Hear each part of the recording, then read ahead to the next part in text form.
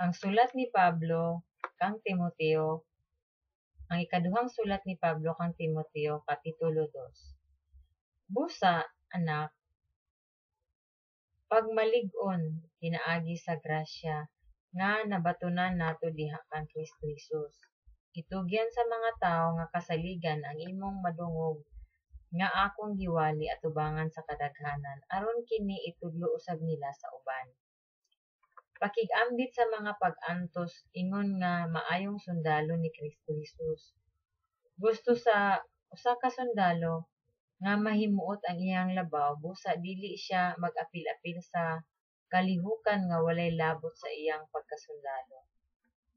Ang usa-usab ka magdudula nga moapil sa lumba dili gantihan kun dili musubay sa mga lagda.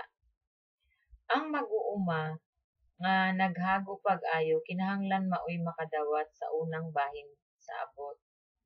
Palandunga kining akong gisulti kay ang Ginoo magtabang kanimo sa pagsabot sa tanan. Hinumdumi si Kristo Jesus, si Hesus Kristo nga kaliwat ni David. Gibanhaw siya ug mao kini ang maayong balita nga akong giwali. Nag-antos ako og gigapos gani og kadina sama sa usa ka kriminal. Tungod kay nagwali man ako sa maayong balita. Apan ang pulong sa Dios dili ginapos. Busa, giantos ko ang tanan tungod sa piniling katawahan sa Dios aron makabaton usab sila sa kaluwasan nga anaa kang Kristo Jesus uban sa himayang dayon. Matuod gayud ang giingon. Kung namatay kita uban kaniya, mabanhaw usab kita uban kaniya. Kung mulahutay kita, maghari usab kita uban kaniya. Kung ilimod ta siya, ilimod usab kita niya. Kung kita dili matinumanon, magpabilin siyang matinumanon. Kay dili siya makahimo sa paglimod sa iyang kaugalingon. Pahinumdumi niini ang katawhan og pahimangnuhi sila atubangan sa Dios sa dili pagpakiglantugi bahin sa mga pulong kay dili kini makaayo kundi makadaot lamang sa namati. Paningkamuti pag-aayo nga ang Dios mahimuot kanimo tungod nga alagad nga walang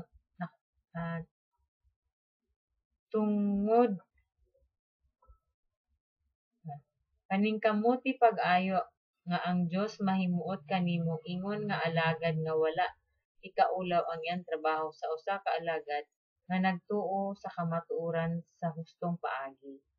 Dikay ang binuang og dili Diosnon nga lantugi nga mas makapahilayo lamang sa mga tawo gikan sa Dios.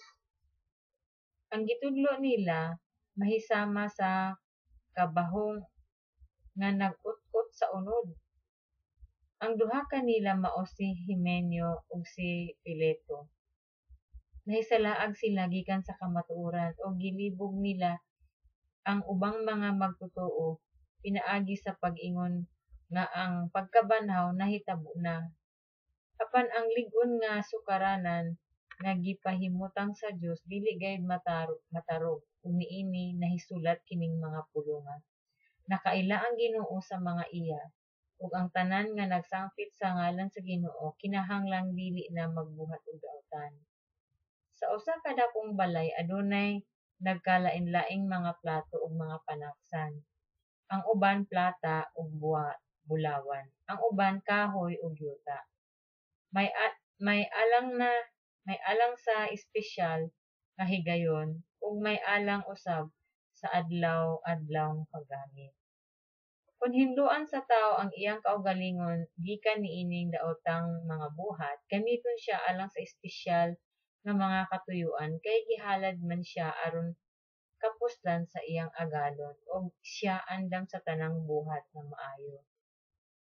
Dikay ang mga daotang butang nga gusto kaayong himuon sa mga batan-on, tinguhaa hinuon ang pagkamatarong, pagtuo, gugma ug pakigdait.